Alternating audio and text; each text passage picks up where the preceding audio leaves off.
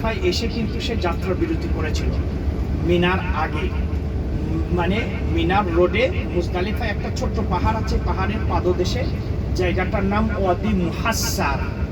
ওয়াদি মুহাসসার, সেইখানে সে মানে হাতি নিয়ে এসেছিল, বেশ কিছু হাতি, মানে হাতি নিয়ে যাত্রা বিরতি করলো।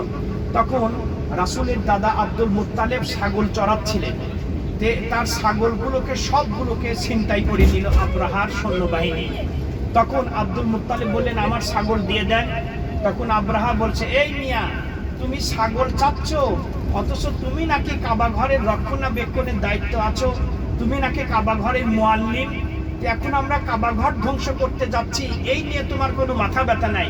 তখন আব্দুল মুত্তালিব বলেছিলেন, এই ছাগলের মালিক আমি। এই দেখেন ডাইনে মসজিদ, মসজিদুল হারাম, মসজিদের নাম মাশআরুল হারাম মুজদালিফা, এটা কিন্তু অলরেডি মুজদালিফা। রাসূল সাল্লাল্লাহু আলাইহি ওয়াসাল্লাম আল্লাহ কোরআনে বলতেছেন, ফাইদা আফাসতুম মিন আরাফাতিন ফাযকুরুল্লাহা ইনদাল মাশআরিল হারাম, যখন তোমরা আরাফাই থেকে মুজদালিফায় আসবা তখন মুজদালিফায় মাশআরুল হারামে দোয়া করবা। এই যে মাশআরুল হারাম মসজিদটা আমরা রেখে আসলাম, এই মসজিদে একটু হালকা একটু থামতে পারবেন, যাই হোক টাইম নাই। তো আমরা এই মসজিদে তো আসলে এত হাজিদের সংকলন হবে না।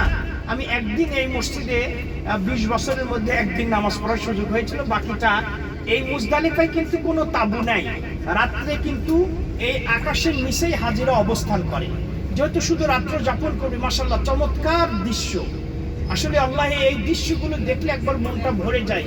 তবু মানুষের কোনো কষ্ট নাই, আপনার রাজা প্রজা বলুন, ধনাঢ্যশালী ব্যক্তিরাও এই রোডে পাটি বিছিয়ে থাকে, তাও আনন্দ, মানে এতটাই লোকারণ নাই, চমৎকার দৃশ্য। তো যাই হোক, এইটি হচ্ছে মুজদালিফায় ভাইরা আমার। আগে হচ্ছে বাথরুমগুলোর ব্যবস্থা অত ভালো ছিল না, এখন মাশাআল্লাহ মানে বাথরুমের ব্যবস্থাও সরকার খুব মানে অফুরন্ত এই বাথরুমের ব্যবস্থা তারা করেছে। এখানে কিন্তু ট্রেনের এই যে হচ্ছে মাহাত্তা স্টেশন, মানে প্রত্যেকটা মিনাতে সরি আরাফাতে 3টা স্টেশন, মুজদালিফায় 2টো স্টেশন এবং মিনাতেও 2টো স্টেশন। তো এই স্টেশনগুলো যারা হচ্ছে ট্রেনে, আমি মনে হয় 2 বার ওই ট্রেনে গিয়েছিলাম, কিন্তু আসলে ট্রেনে অনেক ঝামেলা, অনেক জ্যাম, লম্বা টাইম মানে অপেক্ষা করতে হয়, কিন্তু যেতে মজা লাগে। তো যাই হোক, ওইটার আলাদা টিকিট আছে, ওই হামলার পক্ষ থেকে টিকিটের ব্যবস্থা করা হয়। তখন আব্দুল মুত্তালিব বললেন, ছাগলের মালিক আমি, তুমি আমার ছাগল দিয়ে দাও।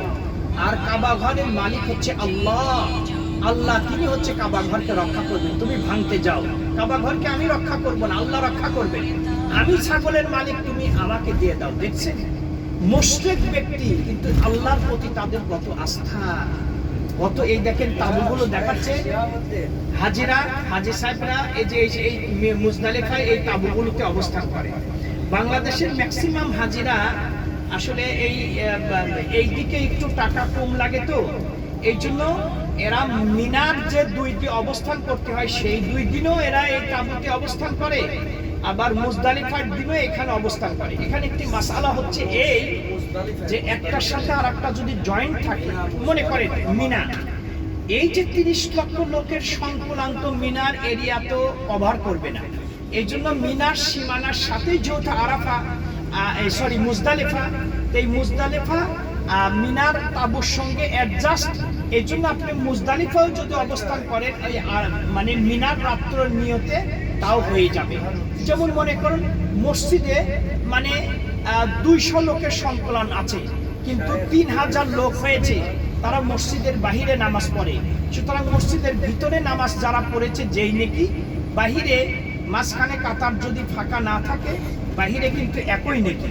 কথায় কথা এসে যায়, আমরা হারামে দেখি, বিশেষ করে আমরা এবার এই যে মিসফালাইছিলাম, যেটা আজনবী এলাকা বলা হয়, এই মিসফালাতে আমরা দেখি যে অনেক মুসল্লিরা তারা অনেক দূরের থেকেই পাটি বিছায়ে এখানে নামাজ পড়ে। ভাই না আমার এই কাজটা আমরা করব না, আপনার একটা কাতারের সাথে আর একটা কাতার জয়েন্ট থাকতে হবে।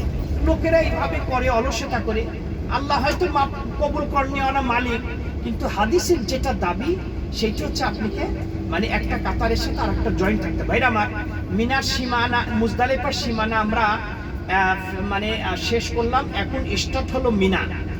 এখন এই মিনা এই জায়গাটায় ওই যে আমরা বাকি যে মারছিল এই জায়গা হ্যাঁ, এই যে ওয়াদি মুহাসসির যেটা, সেটা হচ্ছে আপনার এই মিনার আগে এই মুজদালিফা সীমানার মধ্যেই আবাবিল পাখি, যেটা ওয়াদি মুহাসসির, এই জায়গাটা রাসূল সাল্লাল্লাহু আলাইহি ওয়াসাল্লাম হাজীদেরকে বলেছেন এই জায়গা তোমরা যখন অতিক্রম করবা তখন দ্রুত বেগে যাবা, কারণ এটা হচ্ছে গজবের এলাকা। একটু দাঁড়ান, এই যে ডাইন দিকে দেখছেন, এই যে যেটা হচ্ছে ওই যে আবাবিল পাখি, হাতি, আব্রাহার হাতিকে ধ্বংস করা হয়েছিল। যখন আব্দুল মুত্তালিব এই কথা বললেন তখন সে হাতি কাবার দিকে নিয়ে যায়, কিন্তু হাতি যায় না, হাতি শুধু উল্টা দিকে দৌড় দেয়। অবশেষে আল্লাহ এই পাখি পাঠিয়ে দিলেন। প্রত্যেক পাখির পায়ে মানে দুটো পাথর ছিল, দুই পায়ে। এই পাথর যেন রাসায়নিকে পরিপূর্ণ, যার উপর পড়েছে কাসফিন মাকুল, একবারে ভূষি পরিণত হয়ে গেছে। এই ওয়াদি মুহাসসির রাসূল সাল্লাল্লাহু আলাইহি ওয়াসাল্লাম বলছেন যে এই জায়গাটা গজবের এলাকা। যখন তোমরা এই জায়গাটা অতিক্রম করবা তখন আস্তে আস্তে মানে অতিক্রম করবা না, বরং দ্রুত বেগে তোমরা অতিক্রম করবা। তো সেটি হচ্ছে শেষ। আমরা এখন মিনার আর সীমানার মধ্যে প্রবেশ করলাম। তাহলে এইটি হচ্ছে ইসমাইল আলাইহিস সালাম যে জবাব করছিল যে জাবির ইসমাইল না ওই জায়গাটা এখন হচ্ছে মিনার সাথেও খুব ঘটনা জড়িত আছে, যেটা ইব্রাহিম আলাইহিস সালামের সন্তান ইসমাইলকে যে তিনি জবাই করার জন্য নিয়ে এসেছিলেন, সেটি কিন্তু মিনার এরিয়ার মধ্যে।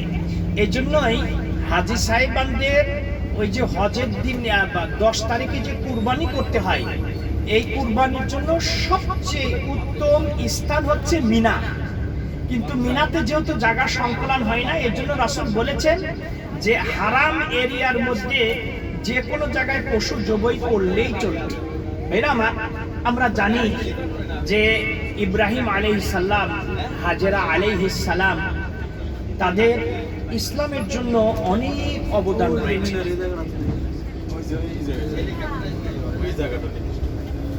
মানে ইতিহাস অনুপাতে এই যে বামে যে জায়গাটা আমরা দেখছি, ওই যে দেখেন, ওই যে একটা পিলার দেখা যাচ্ছে, তাই না? একটা মসজিদের গম্বুজ দেখা যাচ্ছে, দেখছেন?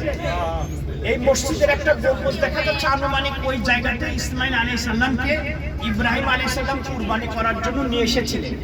কিন্তু যখন তিনি ওই যে হজে আমরা কঙ্কর নিক্ষেপ করি বলি, শয়তান ওই এরিয়া দিয়ে আসতেছিলেন, তখন শয়তান এসে হাজেরাকে বলেছিল, আরে তোমার ছেলেকে কুরবানি করতে নিয়ে যাচ্ছে, তুমি নিষেধ করছো না? তখন হাজেরা 7টা পাথর শয়তানকে মেরেছিল।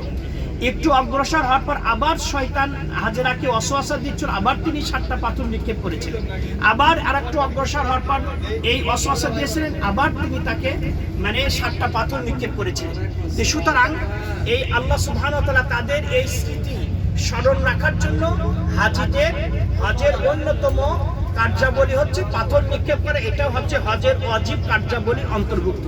সুতরাং এইটি ওই যে আমরা পিছনে রাখলাম, ওইখানেই কুরবানি করতে এসেছেন। আমরা জানি যে যখন তিনি পরপর স্বপ্ন দেখলেন, স্বপ্ন দেখার পর আল্লাহ তার থেকে পরীক্ষা নিলেন যে তোমার সবচেয়ে প্রিয় বস্তু কুরবানি করতে হবে। মানে বৃদ্ধ বয়সে আল্লাহ সন্তান দান করলেন, রব্বি হাবলি মিনাস সলিহিন। অনেক দোয়া করার পর আবার আল্লাহ পরীক্ষা নিচ্ছেন।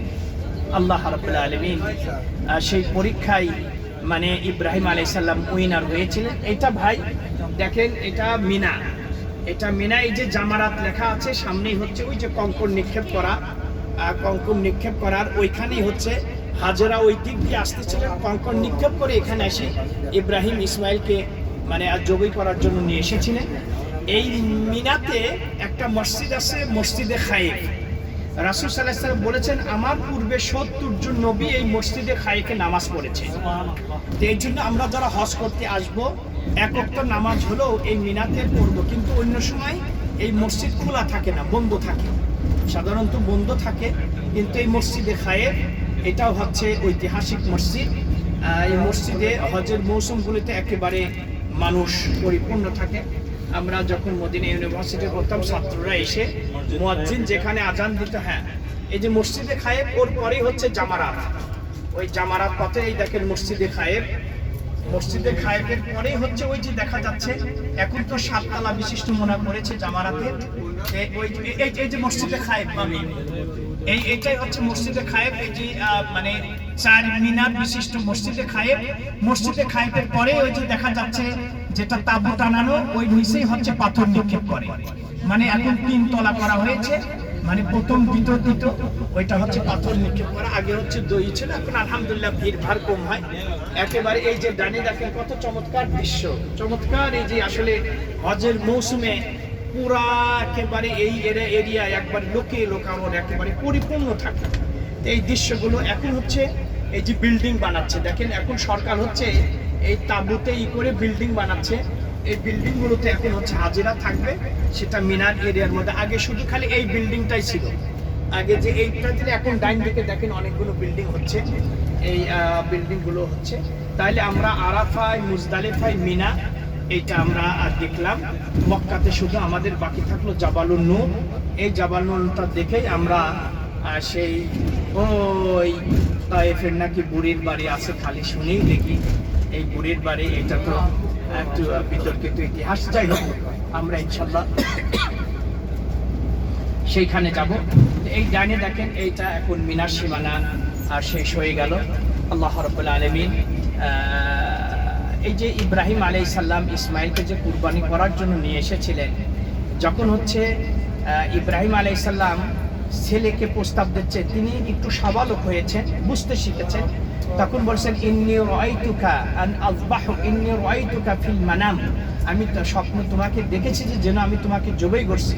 ফামাযা তা'মুর, তোমার এই ব্যাপারে তোমার মানে অভিমত কি? তখন ছেলে বলতেছে যে বাবা মানে আপনি আমাকে জবাই করুন, সাতাজিদুনি ইনশাআল্লাহু মিনাস সাবিরিন, আপনি আমাকে জবাই করুন, আল্লাহর অর্ডার পালন করুন, আমি একেবারে মানে ধীর স্থির ভাবে শান্তভাবে আমি শুয়ে থাকবো, কোনো নড়াচড়া করবো না, আমাকে ধৈর্যশীলদের মাঝে পাবে। যেমন স্ত্রী তেমন ছেলে, জবাই করছে মানে ছুরি চালাচ্ছে, কিন্তু ছুরি মানে ইব্রাহিমের গলা কাটে না। এরপরে মানে ইসমাইল, হ্যাঁ, এরপরে একটা পশু আল্লাহর পক্ষ থেকে আসলো, এসে কুরবানি হয়ে গেল। সেদিন যদি ইসমাইল জবাই হয়ে যেতেন, প্রত্যেক বাবার বড় সন্তানকে সেদিন জবাই করা হতো, আব্দুল্লাহ এই আওতায় পড়ে যেত। আমাকে ওসামাও পড়ত। প্রত্যেক বাবার মানে এই বড় সন্তান এইভাবে কুরবানি করা হতো। আল্লাহ সুবহানাহু ওয়া তাআলা হেফাজত করলেন। আল্লাহর পরীক্ষায় ইব্রাহিম আলাইহিস সালাম উইনাই হলেন। কদ সাদ্দাকতা রুইয়া, আল্লাহ বললেন ইব্রাহিম তুমি তোমার স্বপ্ন বাস্তবায়ন করেছো। তো এই জন্যই মানে ওয়াইজিবতালা ইব্রাহিম রাব্বুহু বিকালিমাত, আল্লাহ বলতেছে যে আমি ইব্রাহিমকে অনেক ব্যাপারে পরীক্ষা নিয়েছি। ইব্রাহিম আলাইহিস সালাম প্রত্যেক পরীক্ষায় তিনি উইনার হয়েছে। আল্লাহ, এই জন্য ভাইরা আমার এইগুলো ইতিহাসের সঙ্গে আমাদের ইমানি সম্পর্ক মানে জড়িয়ে আছে, ইমানের সম্পর্ক সম্পৃক্ত। যে ইসলামের জন্য তারা আল্লাহর আদেশ পালনের ক্ষেত্রে কতটা, দেখেন শিশু বাচ্চাকে ইব্রাহিম আলাইহিস সালাম শিশু বাচ্চা এবং তার স্ত্রী হাজেরাকে বর্তমানে জেনে কাবা, সেটা কিন্তু একেবারে বন জঙ্গল ছিল, একেবারে মানে কোনো বসতি নাই, জনবসতিহীন এরিয়া ছিল। সেইখানে রেখে যাচ্ছে। কালকে শেখ মাহের আল মাইগলি তিনি ওই সূরা ইব্রাহিমের শেষের আয়াতগুলো তিনি ওই ঈশান নামাজে পড়েছেন যে রব্বি ইন্নী আসকানতু মিন যুররিয়াতি বিওয়াদিন গায়রি জি যারইন ইনদা বাইতিকাল মুহাররাম রব্বানা লিয়ুকিমুস সালাহ ফাজআল আফইদাতাম মিনান নাসি তাহবি ইলাইহি ওয়ারযুকহুম মিনাস সামারাত। কত চমৎকার কথা! স্ত্রীকে আর মানে সন্তানকে রেখে চলে যাচ্ছে, তখন স্ত্রী স্বামীকে ডেকে বলে ওগো ইব্রাহিম এখানে রেখে যাচ্ছ কি কারণে? কথায় কথায় এসে যায়। হাজেরা তার স্বামীর নাম ধরে ডাকলেন, হে ইব্রাহিম এইখানে রেখে যাচ্ছ, এটা কি শত্রুতা বশত মানে হিংসার বশবর্তী হয়ে? কারণ তখনও হচ্ছে মানে ইব্রাহিমের বড় স্ত্রী সারার সন্তান হয় নাই, সাধারণত সন্তান ইসাক তখনও জন্মগ্রহণ করে নাই। এই জন্য স্বভাবত স্ত্রী কিছুটা, ছোট স্ত্রীর সন্তান হলো কিছুটা তার মনে মানে নবীদের স্ত্রীর ব্যাপারে আমরা এরকম কথা বলবো না, হয়তো শয়তান অসওয়াসা দিতেই পারে। এই জন্যই হাজরা বললেন যে শত্রুতা বশত এখানে রেখে যাচ্ছ না আল্লাহর অর্ডারে। তখন ইব্রাহিম বলতেছে না গো, আল্লাহর অর্ডারে। তখন হাজরা বলতেছে ইযহাব, তুমি চলে যাও, আল্লাহ আমাদেরকে হেফাজত করবে। সুবহানাল্লাহ, কি আল্লাহর প্রতি তাদের আস্থা, আল্লাহর প্রতি। এ ভাইরা কিতা খবর, ঘুমাচ্ছেন নাকি? তাদের কত হচ্ছে অগাধ বিশ্বাস, কত তাদের হচ্ছে ঈমান ছিল। এইখানে স্ত্রীর নাম, স্বামীর নাম ধরে ডাকবে নাকি? এখন তো মানে নাম ধরে ডাকাতে এটা একটা সাধারণ বিষয়, কিন্তু আগেকার আমাদের দাদিরা নানিরা দেখতাম মানে একজনের স্বামীর নাম নাকি রহমতুল্লাহ, তার স্ত্রী ওই আত্মায়াতুতে রহমতুল্লাহ শব্দ বলতো না। দেখছেন কথাটা? রহমতুল্লাহ ইয়া বারাকাত, এই রহমতুল্লাহ বলতো না, কি শব্দ যেন বলতো, আল্লাহ মাফ করুন। আমার দেখেন বড় মা, আব্বারা দুই ভাই, আব্বা ছোট ছিলেন, এরপরে আমার বড় চাচা, বড় আব্বা আমরা বলতাম। আমার বড় মাকে দেখতাম যে গরুকে গরু বলে না, সেওট বলে। আরে বড় মা, তুমি গরুকে সেওট বলো কেন? তখন ইতিহাস বলল, দেখেন আমার নাম বুরহানুদ্দিন, আমার বাবার নাম ইস্কেন্দার, আমার দাদার নাম নাদের মুন্সি, নাদের মুন্সির বাবের নাম আশরাফ, আশরাফের বাবের নাম গরিবুল্লাহ। দেখছেন কথা? এই গরিবুল্লাহকে লোক গরু গরু বলে ডাকতো। দেখছেন? তাহলে আমার বড় মার শ্বশুর হচ্ছে নাদের মুন্সি, নাদের মুন্সির বাবা আশরাফ, আশরাফের বাবা সেই গরু। এই জন্য সে ওই শ্বশুরের বাবার বাবার সম্মান দেখাতে যে তার নিজস্ব পরিভাষা গরুকে গরু বলে না ডেকে সেওট বলে ডাকতো। দেখছেন ইতিহাস? এখন তো আমরা এগুলো স্বামীর নাম ধরে ডাকা স্ত্রীদের, এটা এটা আচ্ছা কিছু না, কোন সমস্যা নাই, কিন্তু তবু একটু ভদ্রতা একটু বজায় রাখাটাই ভালো, আল্লাহ মাফ করুন। সৌদি আরবে ওই স্বামীদেরকে মহিলারা বলে মুহাম্মদ বলে ডাকে, অথবা ছেলের নাম ধরে ডাকে, ছেলের নাম ধরে বলছে আবু ওসামা, আবু ইব্রাহিম, আবু আব্দুল্লাহ, এইভাবে নাম ধরে ডাকে। আর এটা আরাবিয়ানদের কিন্তু এই উপনামে ডাকাতে এরা পছন্দ করে, ডাইরেক্ট নাম ধরে না ডেকে আপনি উপনামে ডাকবেন। এটা আপনার সন্তান যদি নাও থাকে তাহলে আপনি উপনামে নামকরণ করতে পারেন। যেমন আয়েশা, আয়েশার সন্তান হয়নি কিন্তু তাকে উম্মে আয়েশা, উম্মে আব্দুল্লাহ বলা হতো, কারণ এই আয়েশার বোনের ছেলে আসিয়া, এই আসমা, আসমার ছেলের নাম ছিল আব্দুল্লাহ, এই জন্য মানে আয়েশাকে বলা হয়তো উম্মে আব্দুল্লাহ, এটা বলা হয়। অনেকের সন্তান হয় নাই, তবুও তাকে মানে উপনামে নামকরণ যায়, এটা কোনো নিষেধ না। তে এইটি হচ্ছে মানে তখন ইব্রাহিম ছোট বাচ্চাকে রেখে যাচ্ছে, সেখানে অনেকগুলো দোয়া করেছিলেন, সেই দোয়ার প্রতিফল আজকে আমরা পাচ্ছি। ভাইরা আমার, বাচ্চাকে রেখে গেলেন জঙ্গল, একেবারে জনবসতিহীন এলাকা রেখে চলে গেলেন। এরপরে সামান্য কিছু খেজুর ছিল, পানি ছিল, সেটাও ফুরাই গেল। এখন এই মা যদি খেতে না পারে তাহলে তো বুকে দুধ আসবে না। এরপরে ইসমাইল ছটফট করে মানে পানির পিপাসায় ছটফট ছটফট করছে। হাজেরা প্রাণ ঢালা আশা নিয়ে সাফা পাহাড়ে গেলেন, দেখা যাচ্ছে পানির ফোয়ার, প্রচন্ড গরমের মধ্যে আপনি রোডে হাঁটবেন, দেখবেন সামনে হচ্ছে পানি দেখা যাচ্ছে, পানির স্রোত, এটা মরিচিকা বলা হয় যে দেখা যাচ্ছে। আমরা এখন জাবালে নূরে এসেছি, ওই যে দেখছেন জাবালে নূর, ওই যে লোকজন উঠতেছে।